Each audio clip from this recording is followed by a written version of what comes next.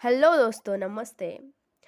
तो नीट के इस सीरीज़ में आज हम स्टार्ट कर रहे हैं केमिस्ट्री का syllabus.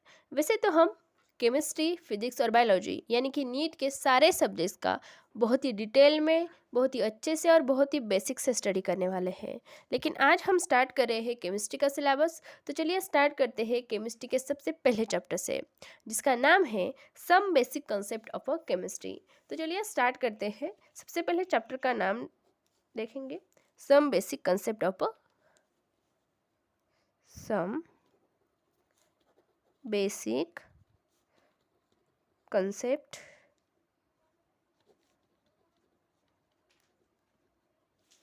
of a chemistry।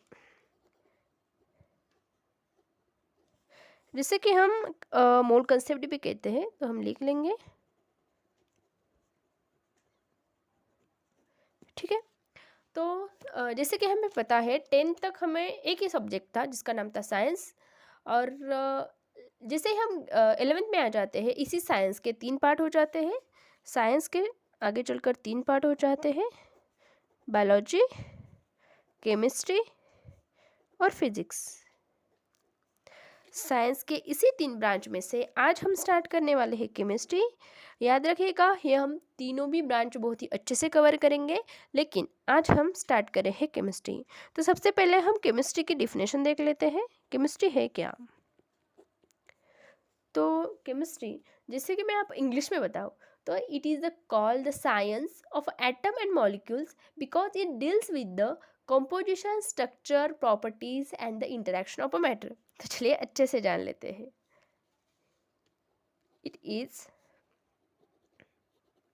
it is a called science of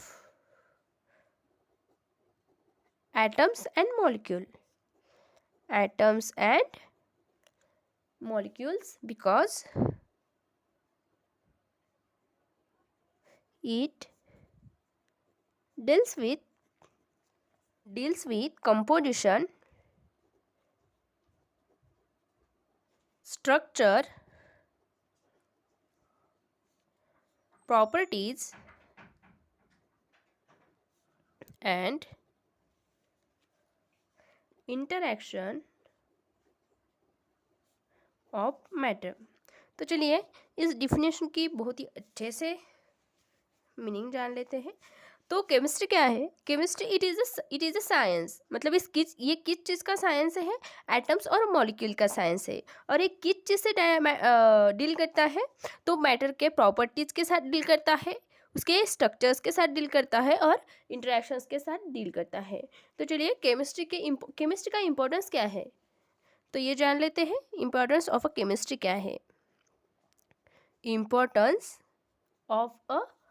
of the chemistry की क्या क्या इंपॉर्टेंस है, किस किस चीज़ में केमिस्ट्री का यूज़ होता है। तो सबसे पहला इंपॉर्टेंस हम देखेंगे। केमिस्ट्री का सबसे पहला इंपॉर्टेंस है फर्टिलाइजर्स। केमिस्ट्री का यूज़ किस चीज़ में करते हैं हम? फर्टिलाइजर्स में हम केमिस्ट्री का यूज़ करते हैं। सेकंड यूज़ देखेंगे इंसेक्टिसाइड्स।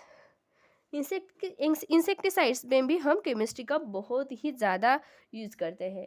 ठीक है, तो देखेंगे इंसेक्टिसाइड्स। उसके बाद पेस्टिसाइड्स, क्या पेस्टिसाइड्स में भी हम बहुत ज़्यादा यूज़ करते हैं। फंगिसाइड्स में भी हम बहुत ज़्यादा केमिस्ट्री का यूज़ करते हैं। ठीक है, और तीसरा यूज़ हम देखेंगे, केमिस्ट्री का यूज़ करते हैं हम प्रिजर्वेटिव्स में। किस चीज़ में? प्रिजर्वेटिव्स में। नेक्स्ट यूज़ हम देखेंगे ड्रग्स में भी हम केमिस्ट्री का यूज़ करते हैं। उसके बाद पॉलीमर्स में भी हमें केमिस्ट्री बहुत ज़्यादा हेल्प करती है। उसके बाद सोप्स और डिटर्जेंट में तो केमिकल्स का यूज़ होता ही है। ठीक है, तो इन सब चीज़ों का हम डिटेल में मीनिंग जानेंगे। फर्टिलाइजर्स, जैसे कि आपको पता है किसान खेतों में खाद डालता है तो उसे हम कहते हैं फर्टिलाइजर्स। अगर कुछ कीड़े अटैक करते हैं तो उन्हें मारने के लिए हम इंसेक्टिसाइड्स का यूज़ करते हैं, पेस्टिसाइड्स का यूज़ करते हैं। अगर फंगस लग जाती है तो उन्हें मारने के लिए हम फंगिसाइड्स का यूज़ करते हैं। ठीक है, अगर कोई चीज़ हमें बहुत दिनों तक स्टोर करके रखनी है तो उसे हम किसी केमिकल के यूज़ करने से हम उसे स्टोर कर सकते हैं, तो हम उसे कहेंगे प्रिजर्वेटिव्स का यूज़ करते हैं।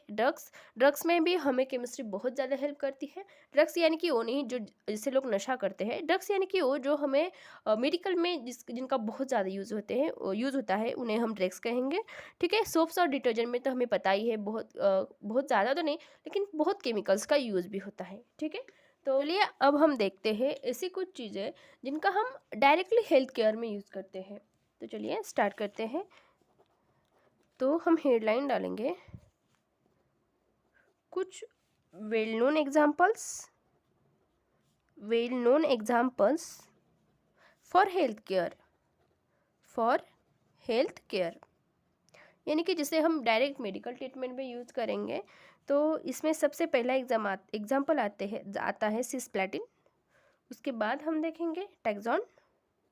ये दोनों भी चीज़ें जो है वो कैंसर थेरेपी में यूज़फुल है। किस चीज़ में यूज़फुल है?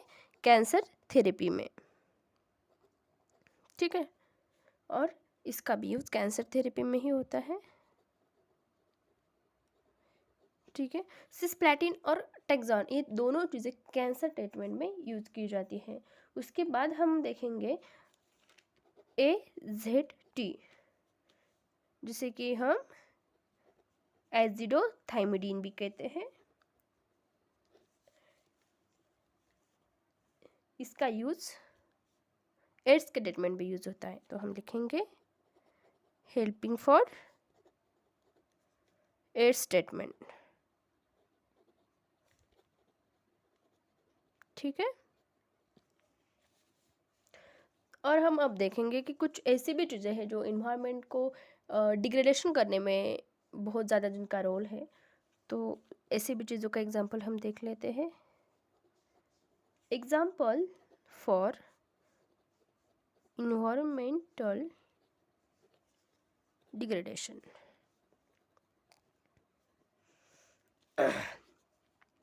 तो इसका एग्जांपल है CFCS, जिसे कि क्लोरोफ्लोरोकार्बन भी कहा जाता है। Chlorofluorocarbon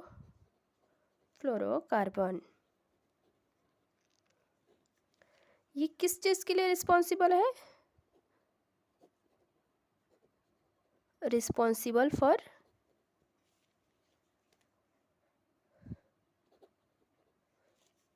ozone depletion. मतलब ये क्या, ओजोन का जो लेयर है हमारे इन्वायरमेंट में उसे ख़त्म करने का काम ये क्लोरोफ्लोरोकार्बन दिन ब दिन करते जा रहा है। और दूसरा एग्जांपल है इस चीज़ का पॉलीथीन तो हमें पता ही है कितनी हार्मफुल है। लीडेड पेट्रोल, ये जो चीज़ें हैं जो इन्वायरमेंट को हार्मफुल करते हैं। ठीक है दोस्तों, तो ये हमने देख ली ऐसी चीज़ें जो केमिस्ट्री को हमें थोड़ी बहुत जानने में हेल्प करती है। तो अब हम प्रॉपर केमिस्ट्री की स्टार्टिंग करेंगे। तो जैसे हम केमिस्ट्री को स्टार्ट करते हैं, हमें पता है कि हमें स्टार्ट किस चीज़ से करना है। तो सबसे पहले हम स्टार्ट करेंगे मैटर से। हम देखेंगे मैटर एंड इसका क्लासिफिकेशन कैसे करना है। तो हम हेडलाइन डालेंगे matter and it's a classification.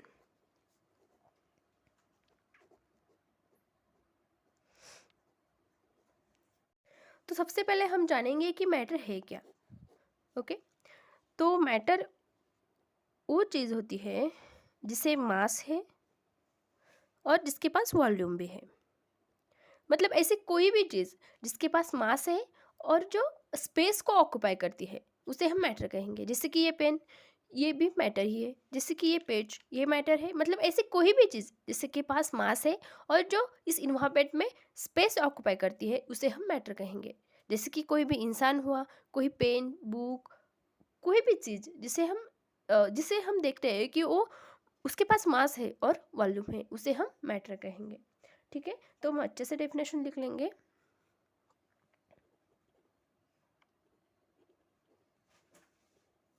which have definite mass and occupy the space। ठीक है, ऐसी कोई भी चीज़ जिसके पास मास है और जो स्पेस को ऑक्यूपाई करती है उसे हम कहेंगे मैटर। ठीक है, तो अब हम देखेंगे classification of a matter. Classification of matter. तो मैटर को हम कितने भागों में क्लासिफाई करते हैं? तो मैटर को हम दो चीज़ों में क्लासिफाई करते हैं, एक फिजिकल बिहेवियर के हिसाब से और एक केमिकल बिहेवियर के हिसाब से। तो ठीक है, on the basis of physical behaviour और on the basis of chemical behaviour.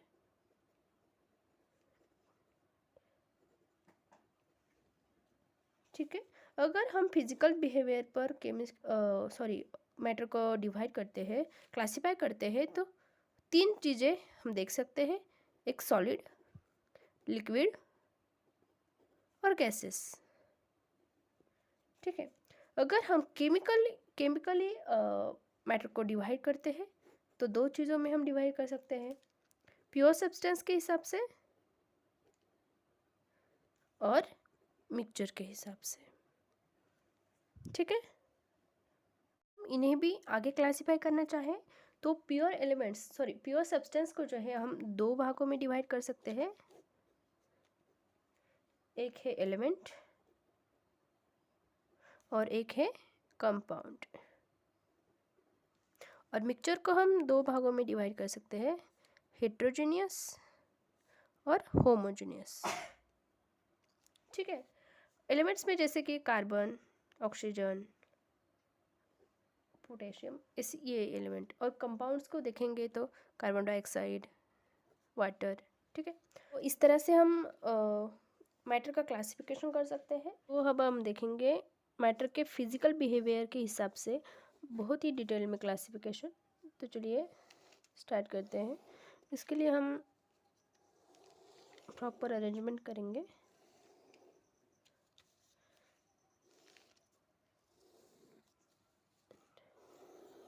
यहाँ पर हम लिखेंगे फीचर्स, यहाँ पर सॉलिड की फीचर्स लिखेंगे, लिक्विड की और गैसेस की। ठीक है, तो सबसे पहला फीचर हम देखते हैं शेप। तो सॉलिड के पास शेप होता है या नहीं? तो सॉलिड के पास शेप होता है, यानी कि उसका शेप जो होता है वो डिफिनाइट होता है। लेकिन अगर हम लिक्विड का देखें तो ये होता है इनडिफिनाइट, और गैसेस का भी जो होता है वो भी होता है इनडिफिनाइट। ठीक है, तो दूसरा फीचर हम देखेंगे फ्लो। तो फ्लो यानी कि बहाव, इसके पास सॉलिड के पास बहाव होता है यानी कि फ्लो होता है? तो नहीं, सॉलिड के पास फ्लो नहीं होता, लेकिन लिक्विड जो है वो फ्लो कर सकता है और गैस जो है वो भी फ्लो कर सकता है। उसके बाद हम देखेंगे वॉल्यूम। वॉल्यूम जो है सॉलिड का वॉल्यूम फिक्स होता है, लिक्विड का भी वॉल्यूम फिक्स होता है, लेकिन गैसेस के पास वॉल्यूम नहीं होता। इसके बाद हम देखेंगे अगला फीचर रिजिडिटी। ये रिजिड होता है या नहीं? तो सॉलिड जो है वो रिजिड होता है और लिक्विड रिजिड नहीं होता, और गैसेस भी रिजिड नहीं होते। उसके बाद हम अगला फीचर देखेंगे इंटरमोलिकुलर फोर्स ऑफ अट्रैक्शन। क्या? Intermolecular force of attraction. तो सॉलिड में जो है इंटरमोलिकुलर फोर्स ऑफ अट्रैक्शन जो है वो बहुत ज़्यादा होता है, तो हाई होता है। यहाँ इंटरमीडिएट होता है, इंटरमीडिएट, और यहाँ बिल्कुल नहीं होता, या हम कहेंगे कि वेरी लेस होता है। इन सब चीज़ों का मीनिंग मैं आपको बताऊंगी, हम पहले लिख लेते हैं। उसके बाद हम देखेंगे intermolecular space. Inter molecular space. तो इनमें इंटरमॉलिक्यूलर फोर्स होता है या नहीं? तो इनमें बहुत ज़्यादा कम स्पेस होता है, इनमें इंटरमीडिएट, और इनमें स्पेस बहुत ज़्यादा होता है। ये बहुत ज़्यादा अवे होते हैं एक दूसरे से, यानी far away from each other, एक दूसरे से बहुत ज़्यादा दूर होते हैं। अगला फीचर हम देखेंगे डिफ्यूजन, यानी इंटरमिक्सिंग होती है या नहीं इनमें, इंटरमिक्सिंग होती है या नहीं। तो सॉलिड में लगभग निग्लिजिबल इंटरमिक्सिंग होती है, यहाँ होती है लेकिन स्लो, और यहाँ बहुत ज़्यादा इंटरमिक्सिंग हो जाती है, वेरी फास्ट। ठीक है, कंप्रेसिबिलिटी देखेंगे हम, क्या ये कंप्रेसिबल होते हैं? कंप्रेसिबल तो ना, सॉलिड कंप्रेसिबल नहीं होते, ये होते हैं लेकिन बहुत ही कम कंप्रेसिबल होते हैं, और ये बहुत ज़्यादा कंप्रेसिबल होते हैं, यानी हाईली कंप्रेसिबल। ठीक है, अगला फीचर हम देखेंगे थर्मल एनर्जी।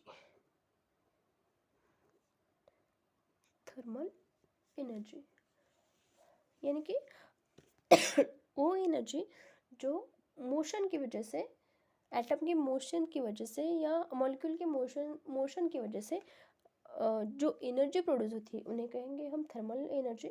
तो इनमें बहुत ही कम थर्मल एनर्जी होती है, इनमें इंटरमीडिएट थर्मल एनर्जी होती है, और इनमें वेरी हाई थर्मल एनर्जी होती है। ठीक है, क्योंकि इनमें मूवमेंट भी बहुत ज़्यादा हो जाती है मॉलिक्यूल्स की और एटम की। ठीक है, अगला फीचर हम देखेंगे मोशन। तो इनमें जो है मॉलिक्यूल्स का और जो मॉलिक्यूल्स और जो एटम है उनमें बहुत ज़्यादा मोशन नहीं होता, ओनली वाइब्रेशन हो जाती है। वो ये इनमें जो एटम्स और मॉलिक्यूल है वो वाइब्रेट करते हैं। ठीक है, लेकिन यहाँ वाइब्रेशन भी होता है और वो ट्रांसपोर्ट भी करते हैं, यानी यहाँ ट्रांसलेशन भी होता है, लेकिन यहाँ वाइब्रेशंस भी होती है, ये ट्रांसलेट भी करते हैं, ट्रांसलेशन भी करते हैं, और ये रोटेट भी होते हैं, यानी रोटेशन भी होता है। ठीक है, अब हम देखेंगे डेंसिटी। तो किसकी डेंसिटी बहुत ज़्यादा है? सॉलिड की डेंसिटी सबसे ज़्यादा है, उसके बाद इसकी जो है इंटरमीडिएट, और सबसे कम डेंसिटी होती है गैसेस की। ठीक है, तो हम इसका बहुत ही डिटेल में मीनिंग भी समझेंगे, और ये सारी चीज़ें हम बहुत ही डिटेल में समझेंगे।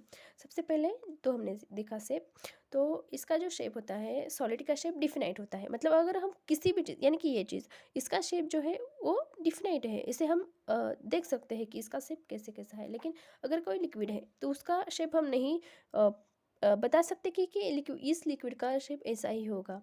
जैसे कि हम किसी भी बर्तन में या किसी भी चीज़ में उसे डालेंगे तो वो उस चीज़ का शेप लेगा, मतलब ये डिफिनाइट नहीं होगा, इनडिफिनाइट शेप उसका होगा, और ऐसा ही गैसेस का भी हो जाएगा।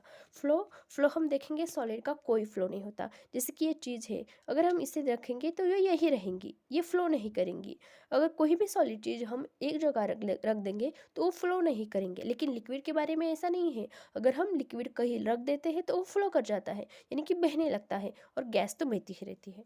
ठीक है, उसके बाद हम देखेंगे वॉल्यूम। तो वॉल्यूम जो सॉलिड का होता है वो फिक्स होता है, लिक्विड का भी वॉल्यूम लगभग फिक्स ही होता है, लेकिन गैसेस का कोई फिक्स वॉल्यूम नहीं होता। ठीक है, अगर हम देखेंगे रिजिडिटी यानी या वो ठोस होता है या नहीं, तो सॉलिड जो होता है हाँ तो वो रिजिड होता है, लेकिन गैस और लिक्विड ये दोनों भी रिजिड नहीं होते। तो और हम अगला देखेंगे इंटरमोलिकुलर फोर्स ऑफ अट्रैक्शन, यानी कि इनमें जो मॉलिक्यूल्स है और जो एटम्स है उनमें से जो अट्रैक्शन है वो कैसा है। तो अगर हम सॉलिड देखेंगे तो उसमें से जो मॉलिक्यूल्स होते हैं, जो एटम्स उसमें होते हैं, इनमें एक दूसरे के प्रति बहुत ज़्यादा फोर्स ऑफ अट्रैक्शन होता है, इसीलिए तो वो एक साथ रहते हैं। लेकिन हम लिक्विड में देखेंगे तो उतना ज़्यादा फोर्स वहाँ होता नहीं, लेकिन ठीक ठाक होता है, तो हम इसे कहेंगे इंटरमीडिएट। लेकिन हम गैसेस के बारे में देखेंगे तो इनके गैसेस में बहुत ज़्यादा फोर्स नहीं होता, इसीलिए वो अलग अलग रहते हैं। ठीक है, अगर ये टॉपिक आपको समझ में नहीं आया होगा तो मैं ये टॉपिक आपको फिर से समझाऊंगी। ठीक है, देखेंगे इंटरमोलिकुलर फोर्स ऑफ अट्रैक्शन। तो इंटरमोलिकुलर फोर्स ऑफ अट्रैक्शन ये सॉलिड में बहुत ज़्यादा होता है। जैसे कि हम देखते हैं कि किसी कोई भी सॉलिड चीज़ जो होती है वो बहुत ज़्यादा मतलब ऐसी ठोस होती है, तो इसमें से जो मॉलिक्यूल्स होते हैं, जो एटम्स होते हैं, ये बहुत ज़्यादा अट्रैक्ट होते हैं, एक दूसरे से बहुत ज़्यादा अट्रैक्ट होते हैं, यानी कि वो बहुत एक साथ रहते हैं, तो इसलिए तो वो सॉलिड है। ठीक है, तो इसमें जो इंटरमोलिकुलर फोर्स ऑफ अट्रैक्शन वो बहुत ज़्यादा होता है, लेकिन लिक्विड में ऐसा नहीं होता। इनमें इंटरमोलिकुलर फोर्स ऑफ अट्रैक्शन थोड़ा वीक हो जाता है, इसीलिए इसीलिए हम बोलेंगे कि इंटरमोलिकुलर फोर्स ऑफ अट्रैक्शन यहाँ इंटरमीडिएट है। लेकिन गैसेस में ऐसा नहीं होता, गैसेस में हर एटम एक दूसरे से बहुत ज़्यादा दूर होता है, इसीलिए हम बोलेंगे कि intermolecular force of attraction gases में वेरी लेस होता है। ठीक है, इंटरमोलिकुलर स्पेस अगर हम देखते हैं तो जैसे कि हमने पहले भी कहा कि सॉलिड में बहुत ज़्यादा इंटरमोलिकुलर फोर्स होता है, इसीलिए इनमें स्पेस बहुत ज़्यादा कम होती है। मतलब जो जगह होती है मॉलिक्यूल की, दोनों मॉलिक्यूल की एक दूसरे से जो जगह होती है ये बहुत ज़्यादा होती है, इसीलिए इनमें स्पेस बहुत ज़्यादा होता है। इसलिए हम बोलेंगे कि इंटरमोलिकुलर स्पेस जो है वो सॉलिड में बहुत ज़्यादा है, लेकिन लिक्विड में इंटरमीडिएट है। और गैसेस में जो स्पेस है, तो हाँ इनमें स्पेस है, और वो एक दूसरे से, क्योंकि एक दूसरे से बहुत दूर है, इसलिए इनमें स्पेस प्रेजेंट होता है। अगर आगे देखेंगे हम डिफ्यूजन। डिफ्यूजन यानी कि वो एक दूसरे में मिक्स हो सकते हैं क्या, तो सॉलिड के जो मॉलिक्यूल्स हैं वो नहीं निग्लिजिबल होता है इनमें से, वो मतलब इतने ज़्यादा डिफ्यूज़ नहीं होते। लेकिन लिक्विड में ये होते हैं, लेकिन बहुत स्लो होते हैं। और गैसेस में अगर हम देखेंगे तो हाँ, ये इनमें से जो डिफ्यूजन होता है तो वो बहुत फास्ट होता है। ठीक है, कंप्रेसिबल सॉलिड कंप्रेसिबल नहीं होता, ये बहुत लिटिल होता है। लिक्विड बहुत ज़्यादा लेस कंप्रेसिबल होता है, लेकिन हम गैस के बारे में देखेंगे तो ये बहुत ज़्यादा हाईली कंप्रेसिबल होते हैं। ठीक है, अगर हम देखेंगे थर्मल एनर्जी, तो थर्मल एनर्जी एग्जैक्टली है क्या, तो थर्मल एनर्जी है ऐसी एनर्जी जो एटम्स और मॉलिक्यूल की मोशन की वजह से जो एनर्जी वहाँ प्रोड्यूस होती है, उसे कहेंगे हम थर्मल एनर्जी।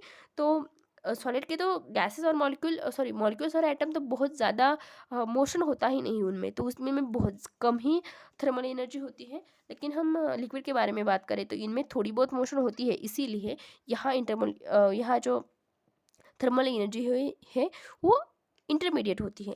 लेकिन गैस तो बहुत ज़्यादा मोशन करते हैं, इसीलिए यहाँ very high thermal energy produce होती है। अगर हम मोशन की बात करें कि जैसे कि हमने देखा कि बहुत कम होती है, ओनली यहाँ के जो एटम्स है वो ओनली वाइब्रेट करते हैं।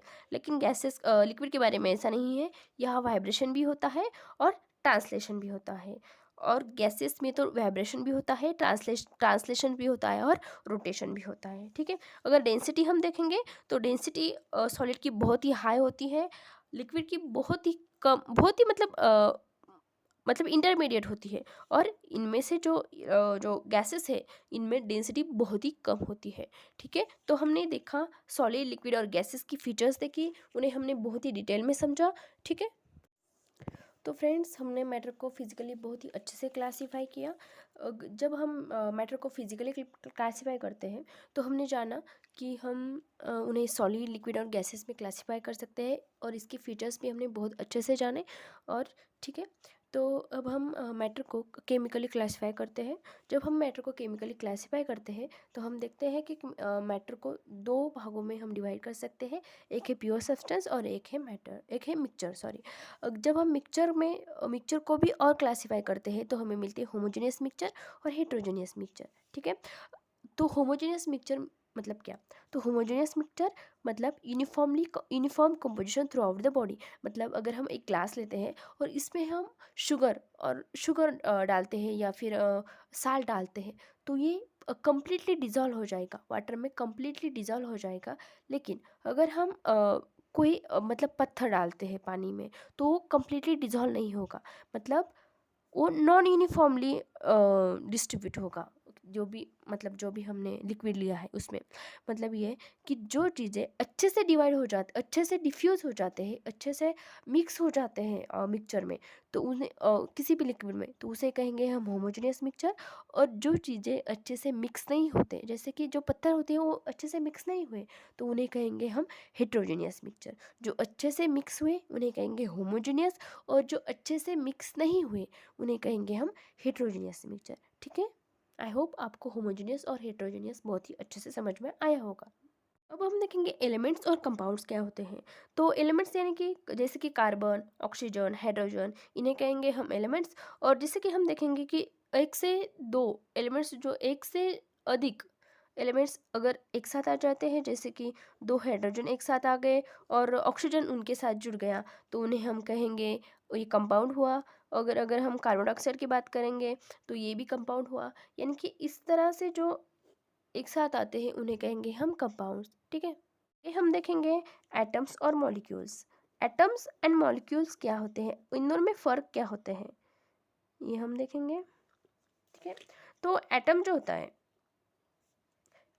होता है वो सबसे स्मॉलेस्ट यूनिट होता है। क्या होता है, स्मॉलेस्ट यूनिट होता है किस चीज़ का, मैटर का। Smallest unit of a matter होता है एटम, जो है ये smallest unit of a matter होता है। ठीक है, जैसे कि हाइड्रोजन, ऑक्सीजन, कार्बन, ये क्या हुए, ये किसी एलिमेंट्स के एटम हुए। ठीक है, अगर हम मॉलिक्यूल की बात करें, अगर हम मॉलिक्यूल्स की बात करें, ये मॉलिक्यूल्स मतलब मोर देन वन टाइप, मोर देन वन एटम। क्या कहेंगे हम उन्हें, मोर देन वन एटम, मतलब एक एटम से अधिक, एक एटम से अधिक एटम एक साथ आ जाते हैं तो उनका मॉलिक्यूल बनता है। जैसे कि हम देखेंगे O2, ये क्या हुआ, इसमें दो एटम हैं किस चीज़ के, ऑक्सीजन के, तो ये हुआ मॉलिक्यूल। जैसे कि हम कहेंगे H2, यानी कि ये दो एटम हुए किस चीज़ के, हाइड्रोजन के।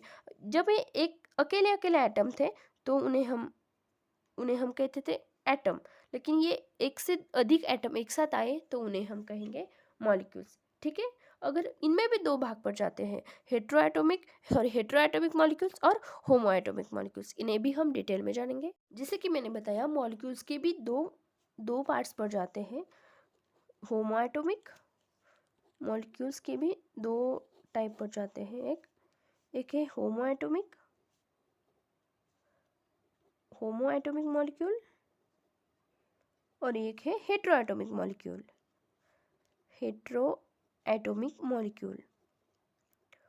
होमोएटॉमिक मॉलिक्यूल मतलब क्या, सिमिलर टाइप और only one type of atom in a molecule. क्या, सिमिलर टाइप और only one types of atoms in a molecules, मतलब एक जैसे एटम एक साथ आना, उन्हें कहेंगे हम होमोएटॉमिक। जैसे कि ये है कार्बन, इसको और ऐसा ही एक कार्बन जुड़ जाता है तो उसे कहेंगे हम C2, यानी कि ये एक मॉलिक्यूल तैयार हुआ, सेम टाइप के एटम का ये मॉलिक्यूल तैयार हुआ। जैसे कि अगर हम देखेंगे ये है ऑक्सीजन, इसे और एक ऑक्सीजन जुड़ जाता है, यानी कि ये O2 तैयार हो जाता है तो इसे कहेंगे हम ये एक ऑक्सीजन का मॉलिक्यूल तैयार हुआ। सेम टाइप के एटम्स एक साथ आ जाना, उसे कहेंगे हम होमोएटॉमिक। ठीक है, अगर हम हेट्रोएटॉमिक को जाने तो हेट्रोएटॉमिक की डिफिनेशन है more than one type of atoms are present in a molecule, मतलब एक से अधिक टाइप के एटम अगर एक साथ आ जाते हैं और उनका मॉलिक्यूल बनता है तो उन्हें कहेंगे हम हेट्रोएटॉमिक। जैसे कि हम जानेंगे हाइड्रोजन के साथ ऑक्सीजन का मॉलिक्यूल एटम अगर जुड़ जाता है तो उसे कहेंगे हम हेट्रोएटॉमिक, मतलब एक से अधिक टाइप के एलिमेंट से ही हाइड्रोजन अलग एलिमेंट है और ऑक्सीजन अलग एलिमेंट है। ठीक है। अगर दूसरा एग्जाम्पल हम देखेंगे H2SO4 CO2 HNO3, ठीक है। तो ये हुए हेट्रोएटॉमिक, ठीक है। तो हमने जाना मॉलिक्यूल्स के दो टाइप, होमो एटॉमिक और हेट्रो एटॉमिक। अगर सेम टाइप के एटम एक साथ आ जाते हैं तो उन्हें कहेंगे हम होमो एटॉमिक। अगर डिफरेंट टाइप के एटम्स एक साथ आ जाते हैं और वो मॉलिक्यूल तैयार करते हैं तो उन्हें कहेंगे हम हेट्रो एटॉमिक, ठीक है।